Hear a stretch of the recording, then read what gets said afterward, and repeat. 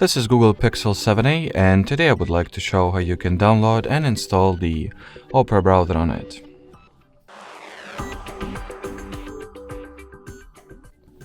So to start, we will need to launch the Google Play Store, input the Opera query at the search bar, and then once the needed app is found, hit the install button and wait for the Opera browser to be downloaded and installed respectively. Once the app has been downloaded, you can just go ahead and launch it.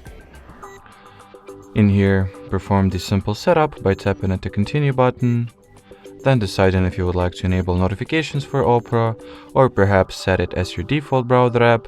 And at this final page, you can either customize the data collection preferences for Opera or allow everything that it asks for and start using the browser already. So that will be it for this video. Thanks for watching and bye bye.